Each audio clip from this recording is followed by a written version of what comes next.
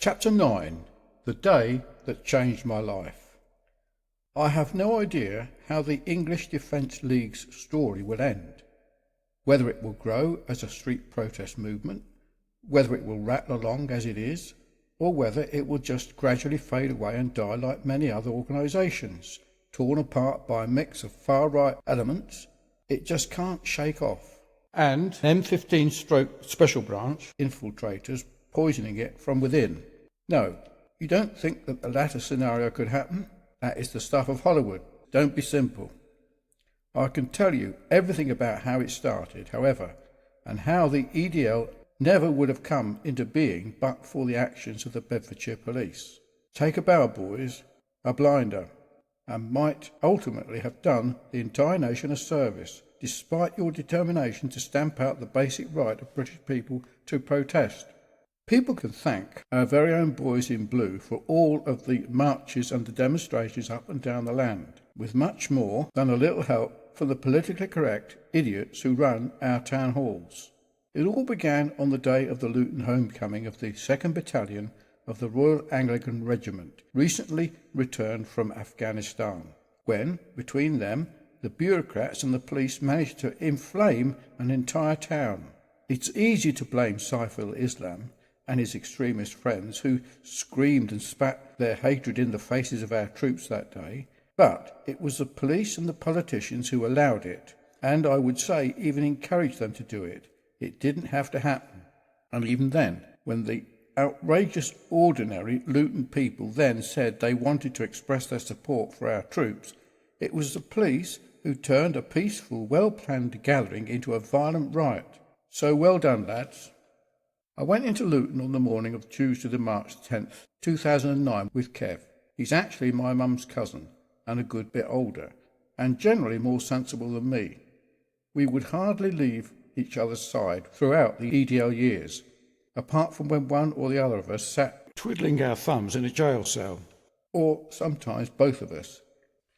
It was probably a brave decision by someone to march the soldiers through the Luton town, given what we had going on in our midst with the Muslim radicals, but the authorities did their best to keep the affair low-key. There was very little publicity about it in the local press, and scheduling it for a Tuesday, as opposed to a busy shopping day like Saturday, was probably intended to make sure that it wouldn't attract big crowds. But the homecoming parade itself was the right decision, no doubt. We send these lads off to fight in Iraq and Afghanistan and all kinds of worldwide hellholes. If they can't march back through the British town in recognition of their service, then we really have lost the war. Despite it being a Tuesday, a great crowd turned out. The streets were lined 3 or 4 deep, and when the soldiers arrived it was from the east end of the town, the direction of the airport. They marched through the pedestrian precinct, then up and around the town hall and down to form up in parade on St George's Square to receive the homecoming salute. It was a simple mark of respect, of honouring our troops, but it turned out into a fiasco. It was a lovely spring day, and me and Kev walked round to find out what the plans were, which way the troops were coming, that sort of stuff. We were standing by the Luton Town Hall and noticed a group of Muslims starting to congregate, 2 or 3 people at a time, and then a group of some 30 women wearing burqas. It was Kev who remarked how many police were there. We saw officers go over and talk to Saif al-Islam outside the town hall. About a half hour before, the soldiers arrived. Then, as the troops came marching through, the police ushered Saif and his supporters, about 15 of them, into the town hall. We thought they must have some kind of meeting. But then, as the regiment came past us and went up the left side of the town hall to descend round the back into the square, we heard this huge commotion and ran up to see what was happening. The police had taken Saif's group through the building and outside via the back door, then placed them where they were perfectly positioned to shout their abuse at the soldiers. They had placards calling our troops butchers of Basra and saying Anglian soldiers go to hell, and the police had simply guarded them to a vantage position where they could hurl insults while guarding them from the people who were understandably pissed off by it all. Members of the public were absolutely outraged, but the police were formed up with their backs to the Muslims, protecting them. One old gent, probably about 75 or 80, was shouting and gesticulating at Saif al-Islam and his group, and the police threw the old chap on the floor. As the soldiers marched on to the square, the police then escorted Saif al-cretins back through the town hall and across to where the bigger group of Muslims were gathered in their usual patch in the Arndale Centre. There were more and more Muslims turning up to join that group, and as word got round, there were more and more Luton people coming to have a go at them. Blokes coming from building sites, turning up in their work clothes. It was a bit of a standoff, and everyone shouted and bawled. One of the chants going up from the sides was, "Bin Laden's mother is a whore," which would have come back to haunt Kevin Carroll at least some time later. There was one funny moment when one of the lads disappeared into Marks and Spencer's and reappeared a few minutes later on the roof of the Arndale, loaded up with 25 packs of bacon, which he started throwing down at the Saif mob. That got the biggest cheer of the day. There were 4 people out of the group supporting the troops who were arrested over that confrontation, but it was fully 2 months later, when we were due to stage a demo of our own, that the police arrested Big Kev, mostly as a way of disrupting us. A couple of days later they arrested 5 of Saif's mob as well and charged them with public order offences. I suppose they were trying to balance things. The Muslims got conditional discharges for threatening behaviour, although they were clearly puzzled at the fuss because the police hadn't objected to their placards when they saw them. They probably had a point. The Bedfordshire Police Chief expressed disappointment that a small number of people chose to cause disturbance. For fuck's sake, what did he expect? Couldn't his officers read the placards? Did they think people wouldn't be offended by our troops being called baby killers and butchers? As outrageous as that was, what happened next changed everything. Here we were, in a town that had given the world Al Muhajiron and Anjem Choudhury, and which had been the stage post in July 2005 for Jermaine Lindsay on his way to kill 26 people on the Piccadilly line. Most accounts reckon that Lindsley was radicalised in Luton's mosques, along with his wife, who was from over in Aylesbury, Samantha Lewthwaite. She's also known as the White Widow, and was last heard of running around the Middle East, the world's most wanted female terrorist. People were really pissed off at what had happened. It capped everything that had been going on. We'd been given an opportunity to show support for our soldiers from Luton people, to stand up proudly, and the police had turned it into a party political broadcast for Al-Qaeda. Everyone who spoke was furious about it. One of the main Muslim extremists lived not in Bury Park, but in Stopsley, at Puttridgebury, right in the middle of the predominantly non-Muslim residential area. A group of us went up and strung English and British bunting and flags all over the road he lived on, which was our way of making a point, although later someone set fire to his car and sprayed graffiti on his house. I couldn't agree with that, but I can't say that I cried myself to sleep after it either. At that point, I was getting ready for what was supposed to be a stag party to Cancun in Mexico with 30 of her lads. However, the bride-to-be got pregnant and we had to postpone the wedding, but everyone had paid their deposits, so we went for a bit of a lads' session anyway. When we got back, there was due to be a St. George's Day parade in the town, but the police and council cancelled it due to tensions, as they put it. That was bullshit, and everybody knew it. In response to that, and given what had happened in the homecoming, I said that we needed to hold a rally in support of our own forces. Everyone agreed. A lot of us knew the local coppers, the local Old Bill. We knew that from their point of view, they weren't happy with the way the soldiers' homecoming had gone either. the way they were directed to police the event. It led to some real rumblings within the local force, and as I understand it, about 60 of them walked out at one point. Afterwards, a lot of the Luton coppers came into work wearing Union Jack badges and said British police support British troops, and there was a dispute when lots of officers refused to take them off. Even today, if you go to a Luton Town football match, you will see some of the police wearing their badges. We then got white nationalists outside coming to the town, sniffing around. One bloke from Norwich and turned up with a little homemade banner saying, "I support our troops." He was just standing there harming nobody, making a speech, but the police took him away for his own safety.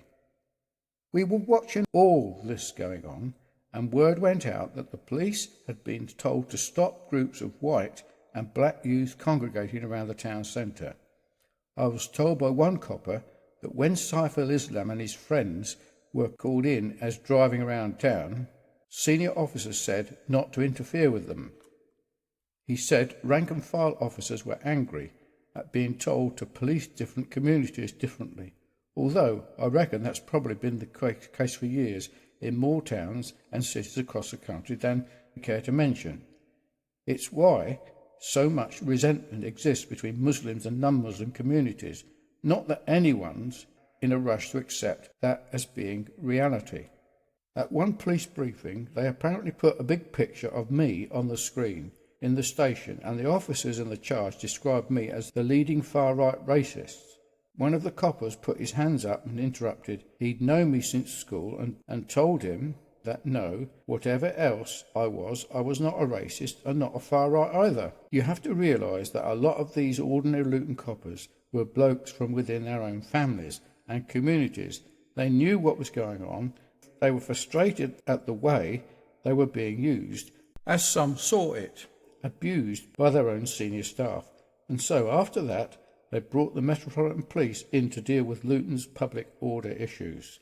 The weekend after, they cancelled the St George's Day Parade. We arranged the first demonstration of the UPL, the United People of Luton. It was for the May Day bank holiday weekend, on the Sunday. I had some leaflets made, and we distributed them around the town, so the police were aware of what was planned. Even that wasn't as straightforward as you might think. I was dropping leaflets off in the pubs and the social clubs, and one at Crawley Green Social Club. They stopped me, saying they couldn't take a political stance. Political? In another pub, the Checkers, some geezer started giving me shit about racist propaganda, and I told him to look at who was handing them out. 2 of the lads were black. This wasn't about marching on Bury Park, not about any protest, other than a simple tribute by Luton people to our troops. The leaflets were clear. We just wanted to parade through the town centre to the War Memorial and have a minute's silence and a round of applause for our troops. That was all. How difficult did that have to be? You wouldn't believe how difficult it turned out. I rented a transit van which was stuffed full of placards that had been made by Kev, and we parked it up in town overnight behind the pub, Brookie's. However, as people were making their way there, police were stopping them, putting a camera on their face and making them say their names and give their date of birth. This was literally police state stuff. They made me take my shoes off, went through my pockets, went through everyone's pockets, basically a strip search. I'd noticed one bloke in the pub who I didn't know and asked him where he was from. He said he came from Barnet and that 20 of his National Front mates had just got off the train. I said, "Look around this pub, you mug. You are in Luton and you are not welcome. In fact, we might just kick your heads in." I don't think he could believe it, but he got up and walked out. The police must have known who he was. They nicked him straight up. And then, as we came out of the pub, the police said we were not allowed to march anyway. I think they'd understood how many people there would be, because there was about 300, and these weren't football hooligans, by the way. These were ordinary Luton men and women just wanting to pay their respects. We handed out the placards anyway and set off through the town, but the police had effectively drawn a line, ironically right where Saif al-Islam and his terrorists spout their shit. A copper on a horse barged my uncle and knocked him to the ground, busting his ankle.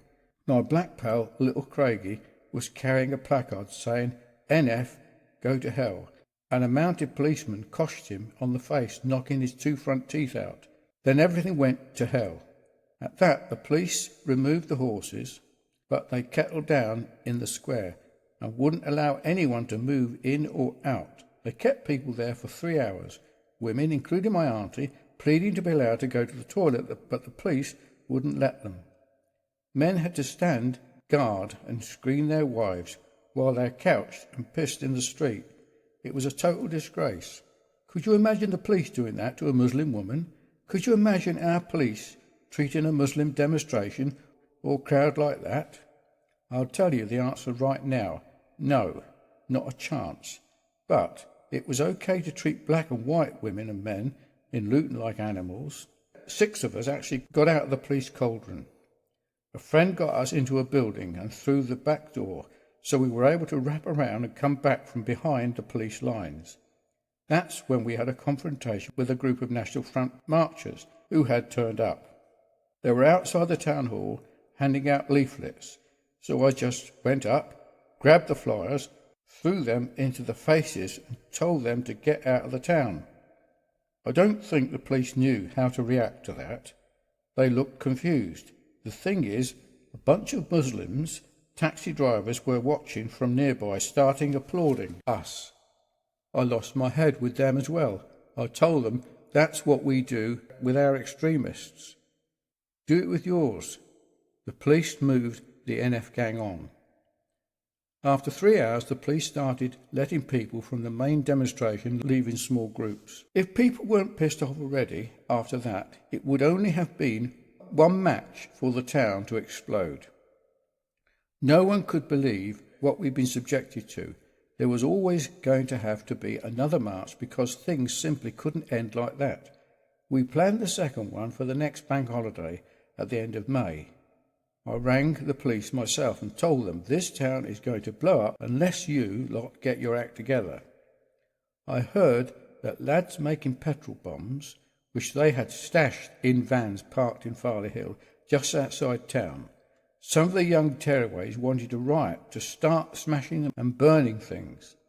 The Luton Islamic Centre got attacked at that time, and word got round that it was me, Yaxley, who did it, but it wasn't. I went round the different estates, meeting people, trying to talk sense about things, making the point that we had to be better than that. And I told the police in no uncertain terms that unless they let us get to the memorial, the whole town was going to go up. People were raging. Do you know what their answer was? Their solution to discontent? They went round, swooping on the houses of the lads they'd identified from the first UPL demo, arresting them and making it part of their bail conditions that they could not enter the town centre. 24 hours a day, 7 days a week for 3 months. That was their idea of calming things down. Morons. They came after me, went on to my mum's, but luckily I wasn't there at the time. I ended up effectively going into hiding to make sure they couldn't hit me with one of their restraining orders. So, if you don't think the balaclavas are a good thing, that they appear intimidating, paramilitary, and if people have something to hide, I'd have to agree with you. In a free and democratic society, where there's freedom of speech and people are allowed to gather and protest, they wouldn't be necessary. In my experience, however, the only people who have the privilege in this country are the left-wing and Islamic extremists. On the day of our second UPL demo, something happened that I couldn't have imagined. Rival factions and gang lads who hated each other all came under this one banner. Blokes I've had major dramas with put everything aside. Today we were all Luton. We were all England. We went up to the pub called the Sugarloaf, then went into Oliver's. I'd had about 100 T-shirts with a slogan, "No surrender to Al Qaeda," made, and brought about the same number of balaclavas. Why? because lots of the lads were exercising their democratic right to protest, had effectively had that freedom cynically removed from them by the police, not out of any desire for justice, but simply jackboot them down to silence them. The lads who were banned by the police from the town centre turned up anyway, so I told them from the minute we leave the pub, don't take the balaclavas off. That way the police don't know who you are, and so long as we don't break the law, everyone should be fine. Balaclavas might look bad, but they shouldn't have been necessary. There was trouble early on when we were in Oliver's. Cars full of Muslims came by and started shouting abuse, and a few bottles got thrown back at them. It was a complete different atmosphere from the first match, because this was just men, and there was a sense that the police weren't stopping us today. There were probably 500 lads, and we assembled at the far end of Park Street. From there, however, things went differently, because instead of meeting the police head-on, everyone charged the other way, went around the town centre, came in from the far side of Luton. It turned out basically into a sprint to get to the War Memorial. Once we got there, we stood there and held our 2-minute silence for the soldiers. We'd won our little personal battle, but the day still had more ahead of it. After the silence, everyone was walking back through the middle of the town. But by then, groups were fragmenting and confrontations were breaking out. A couple of chicken takeaway shops, where locals suspected were a front for selling heroin, got attacked, and some windows were broken. Some people charged onto the flyover, and police were fighting lads here and there. It was chaos mostly, but I got out of the way. This was just a few days after my son was born. I was just going out to wet my baby's head that night and could do without the grief. But what had happened over these few weeks in 2009 had brought a lot of things home to me, not just with regard to what has happened in my town, but to my country too. It wasn't just the threat to everyone's aspect of British life posed by Muslim radicals, but what looked and felt like a conspiracy of the British state to not only allow it, but to encourage it. Meanwhile, paranoia had quickly set in amongst the local police. We initially planned a third UPL demo for the August bank holiday when Luton was playing against York City. An online petition to hit the town centre extremists with an ASBO had gathered thousands of names, and we wanted to hand it in to the council at the town hall, except they wouldn't accept it. No one was playing ball, letting us have a voice or presence, however peacefully we might want to be. The issue was getting bigger by the day. Luton Town moved their York match forward to Friday night. Then the Home Secretary banned marches in Luton for 3 months. The police had been looking for me earlier, but when I went to the station voluntarily, they said I was no longer needed. The banning order took care of all that.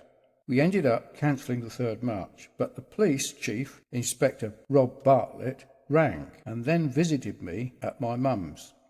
He didn't believe we called it off, despite me telling him that if they were straight with us, we'd be straight with them. Since then, I've had a decent relationship with Bartlett, and when we later staged the Luton EDL homecoming, we stewarded it ourselves and kept the troublemakers away. People turned up, wanted to cause trouble, and we stamped it right out. When Bartlett came to my mum's, he actually said that he didn't think this was going away, as in the protest movement. He still didn't believe me, though, that the pending demo had been called off.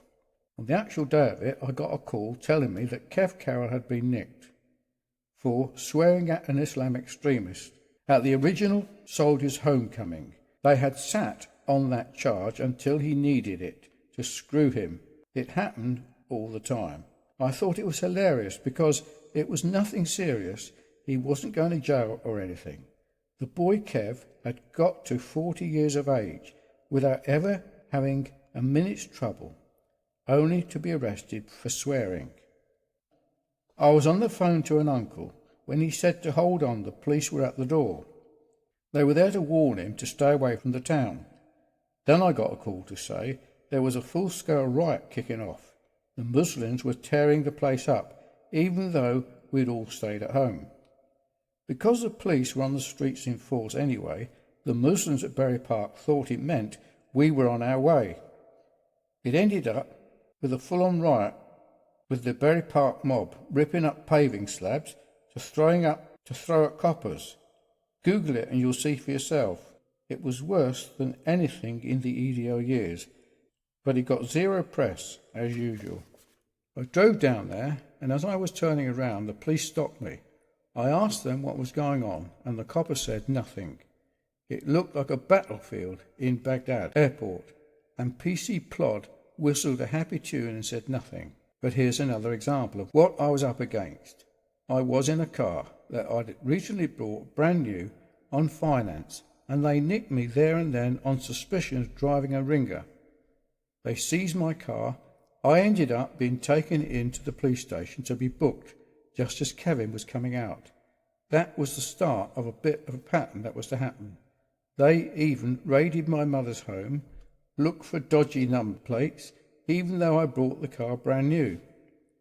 We were supposed to go to Center Parcs the next day, but the police kept my car, even the baby seats, and didn't let me have it back until Wednesday. There was no charges because it was all bullshit, but they succeeded in ruining our holidays. Mission accomplished, arseholes. It was almost as if they were provoking me to make a stand against them. If so, I figured they'd lose. I've asked myself many times, would the EDL have happened if the police and the council had calmly escorted our first demonstration to the War Memorial and let the ordinary men and women pay their respects? I don't know. Maybe it would. But after that we experienced that summer of 2009, there wasn't a decision to make. Somebody had to speak up about what was happening. It might as well have been me. I couldn't foresee how fast it would grow and how far it would reach, and I certainly couldn't have imagined that I would effectively be declared an enemy of the state just for speaking a few unpalatable, inconvenient truths. One thing is for certain. The minute we sat down and decided we were starting something that had to continue, my life changed forever, as did other people's, to greater or lesser extents, and especially my family's.